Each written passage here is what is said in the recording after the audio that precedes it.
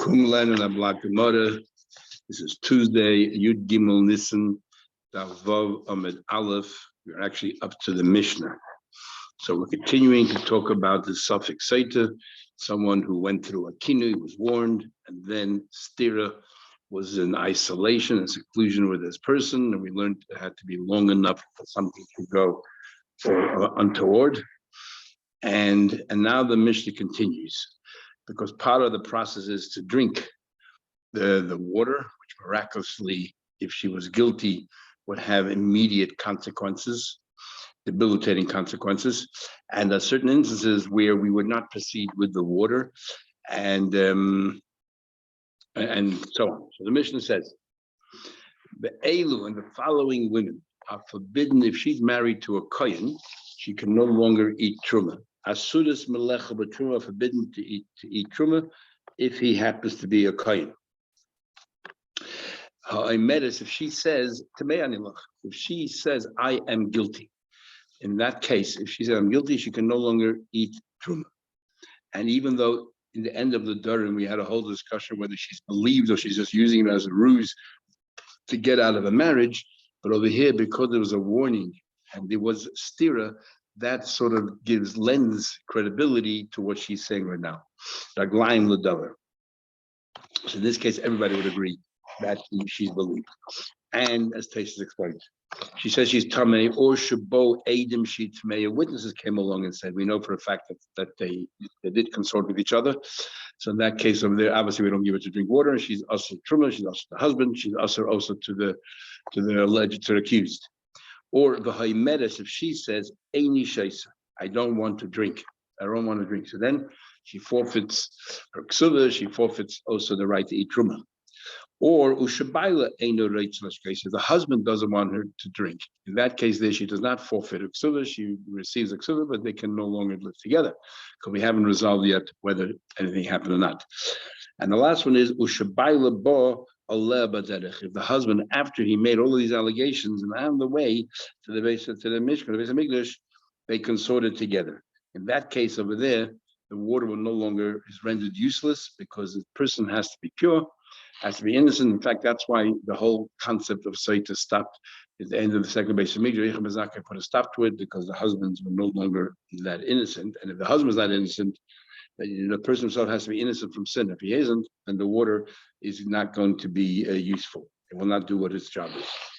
Comes when Gemara says, Obama says, so the following thing, Amalan of Shesha told us the Anaya learned Einen, and he revealed, he opened our eyes, and he learned it from the Mishnah. And this is the Chiddush that he said. We are going to learn there are certain cases where the water is rendered ineffective, not because she's not guilty. Perhaps she's guilty and still the water is not effective. Why is that? We'll see later. Is what happens when she has certain merits, certain schusim? Do we say zechus taila that because of the merit, the water is rendered useless, at least short term? We'll see later. The Mishnah says 1 year, 2 years, 3 years, that it delays the effects, or does it affect slowly, but very gradually? And that's one option. And Kabbalah Shesha says something else. What happens if there's a witness somewhere out there in the world that knows that something happened between the two of them? Then the water is no longer effective. He says here, Sotah if a Sotah has witnesses abroad, so the water will no longer be effective. At my time, but why shouldn't it be effective? We don't have these witnesses here. We don't know what happens. Why should the water not tell us what one way or another? Because Amakra says a pasuk, V'nisra, she was in seclusion with this person. V'hi nitma, she became tamei. Ve'eid eiba, and there's no witness. Even though previously we learned from the pasuk ve'eid eiba, and then it said that she wasn't forced, wasn't coerced. Previously we learned ve'eid eiba to teach us that eid actually means two witnesses. There were no two witnesses there, but if there was one witness there, when it comes to tumah, when it comes to something actually happening, one single witness is good enough. But we have a rule, ein mikra yotze lepshutai, as we know. In fact, we had in Morgan Shabbos, an interesting thing, where the Ameda said that he learned the entire Shas by 18 years old, but he did not know, he was not aware that ein mikra yotze lepshutai.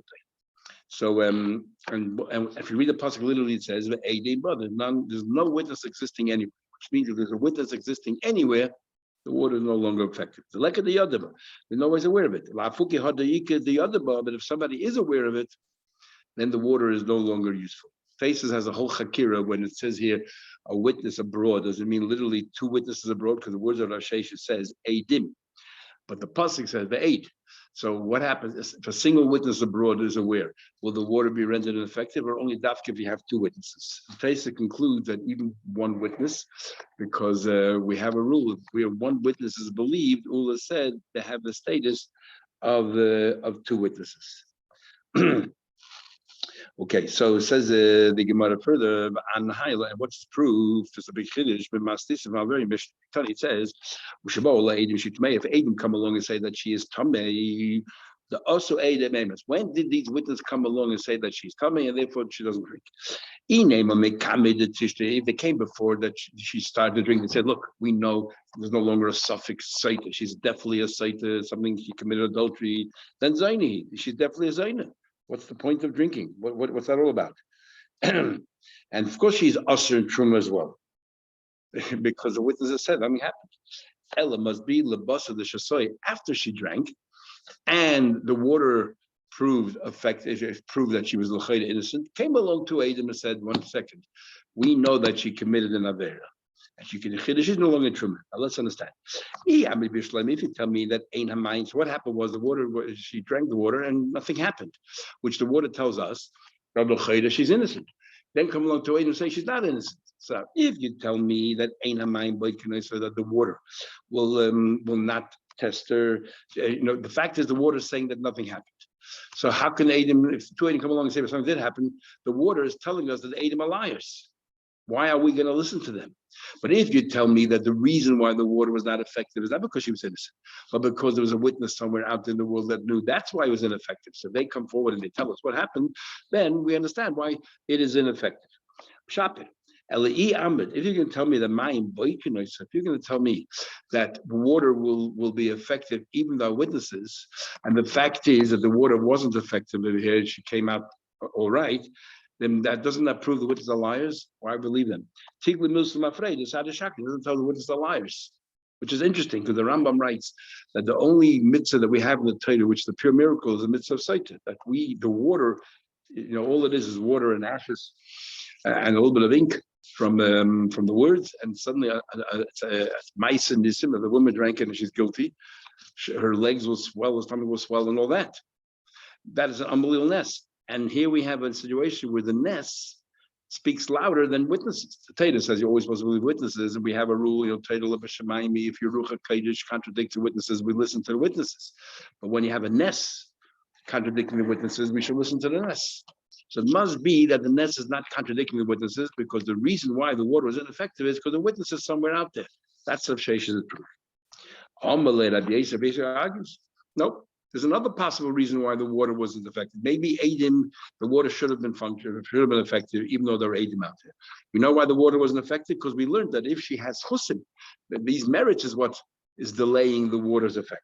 Maybe the water does test her. It will be effective even without witnesses out there. You're going to tell me, so how come the water didn't do anything for her? Maybe she has some chus. As we learn in the Mishnah later, it's chus of Torah. Interesting quote about the that the schus of Torah is that she waits for her husband to come back from a shir. That's the schus of Torah that she has, and that delays the effect of the water. Or the schus of the Torah that Rabbi Tanur says is taking the kids to yeshiva to learn. So the Micah Miflages, what exactly are going to be associations? They argue is the view of the Rabbanon. We have Rebbe, we have the Rabbanon, and we have Rab Shimon. Rab Shimon holds that schusim are not Torah, and his simple reason his reason is very simple. If you're going to start telling me that the water is not always effective, what that's going to do is, if somebody comes out innocent, and somebody is actually innocent, people are going to say, no. Where there's fire, there must be something there. But they're going to say that the reason why the water is effective is because she has some schus, not because she's innocent. So you are casting aspersions against all those people who are actually innocent. That's Rab Shimon's view. Rebbe says no, that the water, if a schus delays, it'll start taking effect, but it'll be gradual, and eventually she'll die from that very misa. The stomach will swell, and what is going to happen? They're arguing what is the view of the Chacham. What's the real chachamim? That's the machlekes. And the Gemara explains. The Ma'akim Misnavna, the Rebbe, when Rebbe says that gradually she deteriorates, what exactly happens? The Rebbe says chus toile b'mayim these bitter waters is chus it, but then she will not be able to give birth. The Eina Mishabechet is definitely not improved. Ela Misnavna v'lecha slowly, but surely she degrades, her health degrades. And let's say at the very end, she may she will die the very death what the water is meant to cause by this woman. So Rav Sheshes holds, according to everybody, everyone holds, even the Rabbanan agree that she deteriorates gradually, but straight away it starts. The only argument is whether her untimely death is going to be the same as an ordinary Sotah, which is Rebbe, or the Rabbanan hold no, through other forms of death. But everyone holds it deteriorates straight away. So we look at the water and nothing happened. Why did nothing happen here?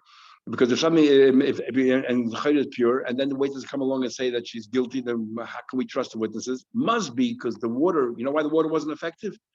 Because of the witnesses. If there's a witness somewhere out in the world, the water does not do its job. However, Rabbi Yosef holds, the Rebbe have the snab. According to the Rebbe, immediately it starts to deteriorate. But the Rabbanan have the snab. According to the Rabbanan, it doesn't deteriorate. And because according to the Rabbanan, it doesn't deteriorate, the reason why it wasn't effective is not because the witnesses. The water should have done its job. It's because she has some schus. That's the argument. It's most of Rav Shimon has a question on Rav Sheshes. Rav Shimon has a different view. He says, "Ain't chus modim." There's no such thing as chus to have any impact whatsoever at all. The water has to do its job. Because you can start telling me there's ways around it to circumvent all of these issues. If you have chusim, then you're weakening the whole effect. The whole idea of the water is to make sure that everybody behaves correctly. But if people know that even if I misbehave, if I have chusim, that credits that I have, I'm going to be all right, then you're weakening the whole effect of the water. The idea of the water is not that this happen. The idea is more as a preventive measure. So, you're weakening the whole effect of the water, but they're going to drink. Number two, therefore, about the Moishe Shemer on the toilets, those are really innocent. You're Moishe Shemer, just also they drank. The people are going to assume to me, say, look, the fact is the husband or everything else, and they were alone, probably something happened. Why was the water effective? Not because he's innocent. That's what Rav Shimon says, and therefore he believes there's nothing that holds the water back. Now, the obvious question is, Rav Sheshes said, but there is something. The witnesses, Rav Shimon's taina, still a taina, then people will say, you know why she came out innocent? Not because she's innocent. She's not innocent. On the contrary, she's guilty. But there are witnesses who know about it that we just really are. So the same time that Shimon has against the schus that doesn't protect her, neither witnesses. It's the same thing. You're casting this person on all innocent women. Shashasa they drank. They'll say today there's a witness overseas who in fact who know that they're guilty. Says the Gemara, what kind of question is that? That Rav Shimon come and you're telling me according to Rav Shimon it's a problem. You think Rav Sheshes is addressing Rav Shimon? That Rav Shimon, you're right. According to Rav Shimon, but this chus l'Italia, this junction the Gemara holds. According to Rav Shimon, since chusim don't work, Eidim not l'Italia, Eidim won't work either. But Rav Sheshes is not going according to Rav Shimon, it's going according to the Chachamim. Okay, Mosi, Rabbi has another question. It says, the following people, Shemin Chesayim Yisrafas. The woman, Sotah brings a special kind of a korban mincha. Everything usually is flour. She brings a korban mincha of barley. In fact, the only two minchas that are of barley is the mincha that a woman brings a Sotah, and the mincha that we bring, minchas ha'omer. These are only two that are barley. And so what happens here, if it became, when you set it aside, it's only the value. It's not it's kaddish, but when you put it into klei shadas, you put it into the kelim, it now becomes kaddish. And the thing is, if you just set it aside and think you can always redeem it and use the money, become chulin and use the money to buy other another mincha. But once you made it kaddish, once you put it into klei shadas, one of the utensils of the mikdash, and let's say something happened that became a puzzle, then you have to burn it. There's nothing else you could do with it. So it says over here, the Elu and the following, Shemin Chesayim, the mincha has to be burnt. If she says that she's moided, that Tameyani, that she was moided, for the best and constantly warns her, and they threaten her, they tell her, the terrible things that will happen. Better if you warn rather than putting Hashem's name and erasing Hashem's name, because they write a pasuk out, as we'll see later, and Hashem's name is there multiple times, and you're causing it to be erased. And eventually, she just reconsidered and she confessed that she did commit aveda. So she said if she's tamei, which after she already put the mincha in the clay shutter. So now what do you do with it? You burn it. You don't go forward with it, so you burn it. Or ushabola Adim, witnesses came, she tmeya. Witnesses came along and said that she is tamei. Now let's work it out. So also Adim, when exactly did these witnesses come? Elema mekame the ticket before they actually sanctified the carbon mincha, before they put it into these utensils, the base of major clay shutters. Then take the chulin. What's the problem? Redeem it and make it chulin. Because there's no kedushas haguf in the actual mincha that she put there. All it is a promise from her, a verbal thing. And the din is that anything that you set aside, you can always redeem it because it didn't become kaidish yet. So it must be that the witnesses came after you already placed the mincha into a clay shutters. The kaddish. After you already made it kaddish, after already you put it into clay shutters, because what happens when you put it in clay shutters, it makes it kedushas haguf. And as long as it was suitable when you put it in the clay shutters to be brought up eventually as a mincha, at that juncture, from suitable to be brought up as a mincha, it becomes kaidish. And if it now, take it out of the base of Mikdash, you have all of these rules that come into effect. And yeah. So what do you now? So now, what do you do with? You cannot bring if now, let's say she admitted it. What do you do with this thing? No longer at any point to bring it up, right? Because she already said that she was maida. You cannot bring it up as a nedava either, because the mincha of barley is not kosher to be brought up as an nedava. So, because no other carbon can be brought barley. So, if you tell me that the water will be affected, even without witnesses. So, let's say there were witnesses somewhere in the world, no one knew about them. So, when she prepared the mincha, it would have been effective. The water would have been effective. So, therefore, when you put it into clay shutters, it actually is clay shutters for it. Alma bas migdash mikri. So then at the time it was suitable to be a carbon, so it became holy. And therefore, because it became holy, and afterwards, when she admitted that you can no longer use a carbon, okay, you burn it. So when you put it in there, it became kaddish. Therefore, minchas on the surface. Therefore, you burn the mincha. If you're going to tell me, ain't hamayim boikinai, so if you're going to tell me that the water would not have done its job if there were witnesses out there in the world, you tell me that witnesses came forward, which means there were already witnesses out there from the beginning, which means when she put aside that mincha, it really wasn't going to turn into a mincha, just she wasn't aware of it, but it wasn't going to turn into mincha. So Tigl, for sure, revealed to us retrospectively, Kaddish, Betos, Kaddish, the whole thing was a mistake. And we hold like Basil that Hegdish Betos is not a Hegdish, is V'teifer B'chulim. So why burn it? There was never Kaddish in the first place. The whole thing was a mistake. And Hegdish B'tos is not a Hegdish. So the Gemara is going to answer first right now that when we say witnesses, we're not talking about witnesses when she was a seclusion, she committed Aveda. Witnesses that after she made the Karb Mincha, after she was brought to the Beis HaMikdash, something happened again afterwards, which she became a Zaina. And that's why she's forbidden to husband. And that's but the Karb Mincha at the time was good. How's that possible? She was Mazana in the courtyard of the Beis HaMikdash. But by the time when she made the Mincha, before that happened, everything was all right. She's being escorted by young Kohanim. How could she have done an Aveda? And the Gemara, yes, she did. She seduced them somehow, and she didn't Aveda with them. And there were witnesses for that. And that's why she doesn't proceed further. But the Karb Mincha she set aside was a valid Karb Mincha, and therefore you have to burn it. Says the Gemara.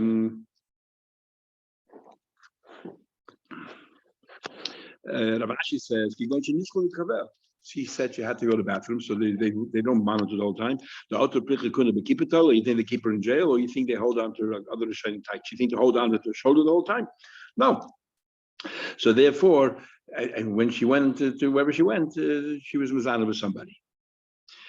Papa answers no. The Papa says no.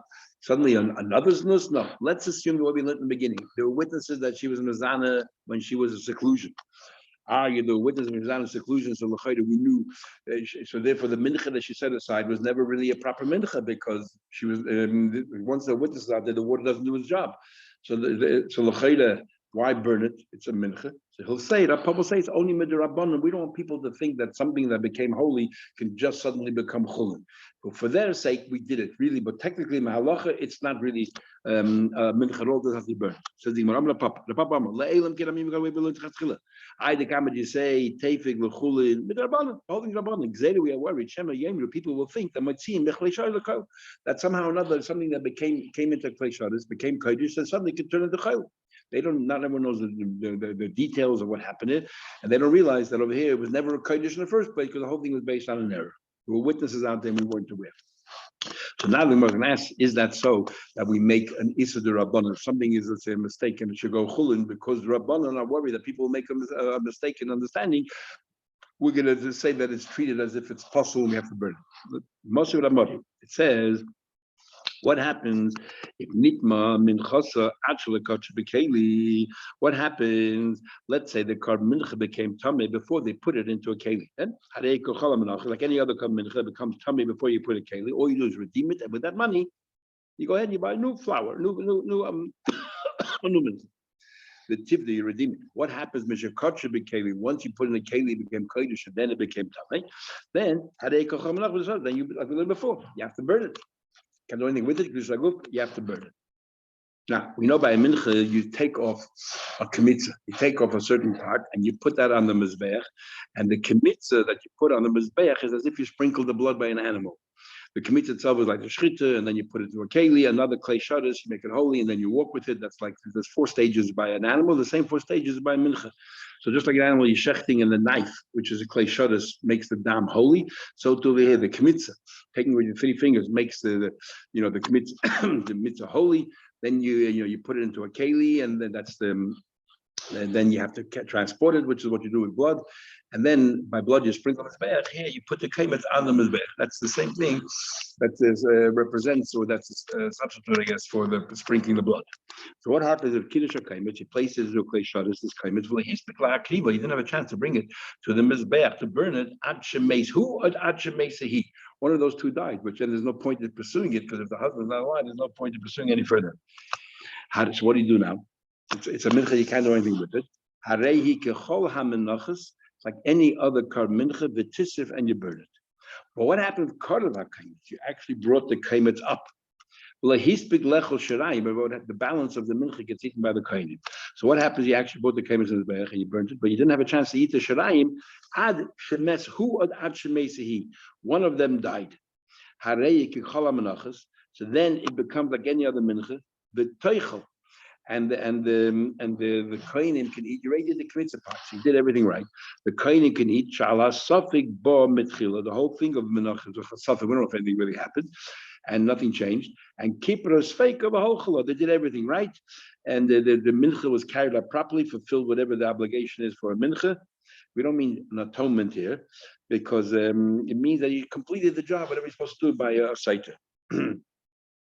No, you did the kmitza, whatever you're supposed to do. Everything was done correctly, and the shrine not to beat another kohen. Then it says, "Bola edim." What have edim come along? Sheitmeya that she is tamei, and they came before you were maktir the kaimitz.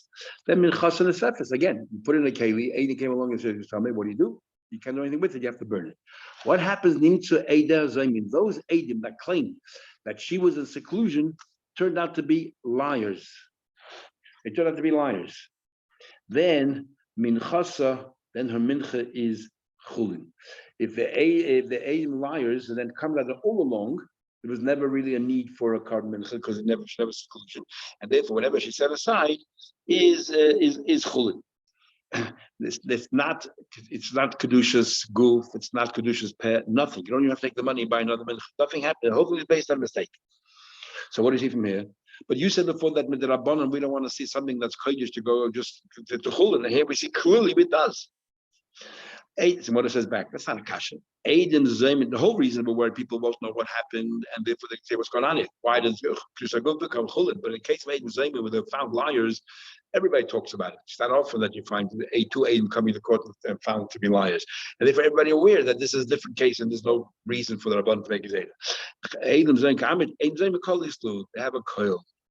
Tanya Kavasa the Rav Sheshes, we actually learned like Rav Sheshes of the Eidim somewhere in the world, the water is rendered ineffective, but not for the reason that he brings Eid Ein Ba, that there's no witnesses at all, but there's a witness somewhere in the world. No, we don't use that pasuk at all. Because as we said before the Gemara, that pasuk is used to tell you if there's no 2 Eidim, but 1 Eid that did see her commit an Aveda, that's enough. Seeing late here in this case is enough. So where do we learn from them? Pasuk altogether. It says a pasuk.